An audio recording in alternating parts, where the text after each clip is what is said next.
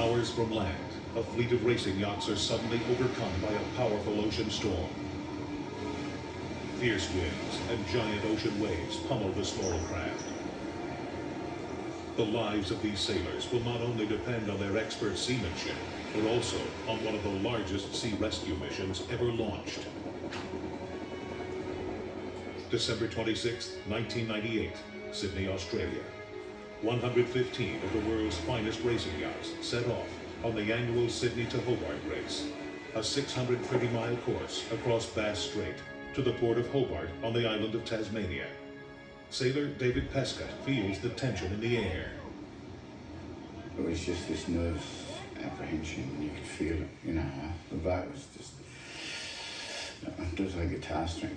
The crews know that they are in for a rough ride. Sailor Roger Hickman has already heard reports of unusually strong winds. The weatherman came down to me and said, "Hicko, you are in for a big wind." But only hours into the race, the sky begins to darken. As the storm intensifies, crews put on their foul weather gear. It was just peeing down with rain, and the conditions up on deck were just miserable.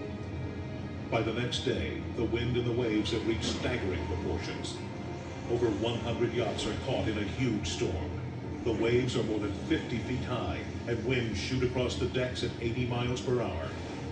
The force of the wind on your face, if it was unprotected, was unbelievable.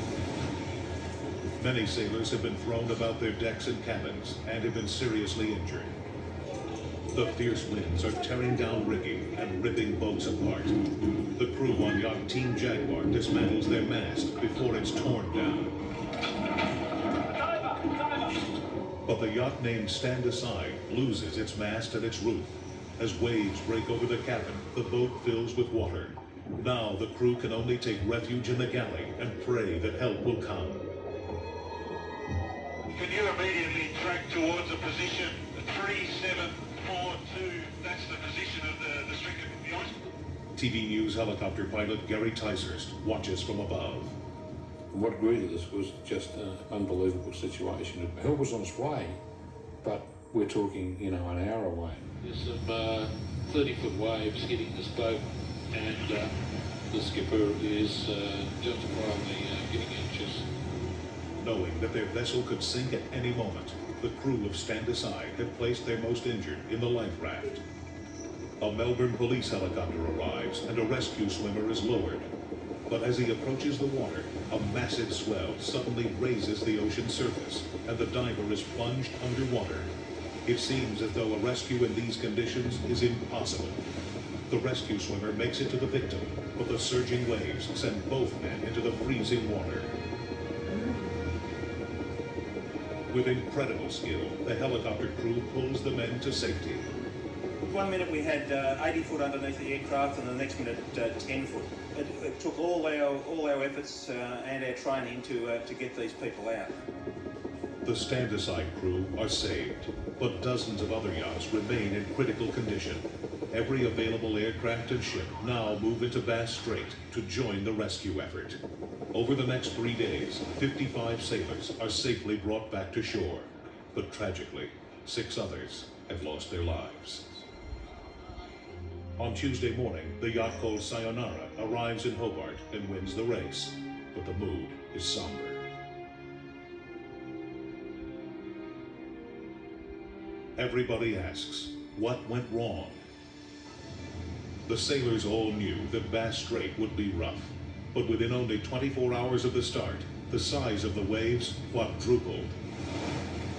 Meteorologists believe that these conditions occur when rapid winds shooting into the strait from the west collide with an ocean current coming from the east.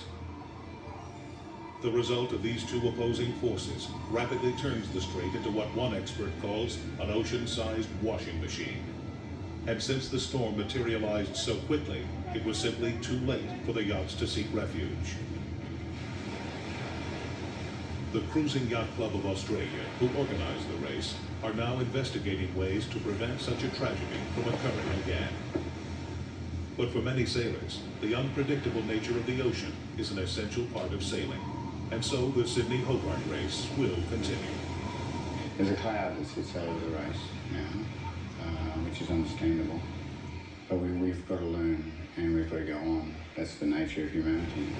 The terrible events of the 1998 race will never be forgotten. But it should be recognized that the incredible courage and bravery demonstrated by all of the crews, as well as those who rescued them, prevented this crisis from reaching even greater proportions.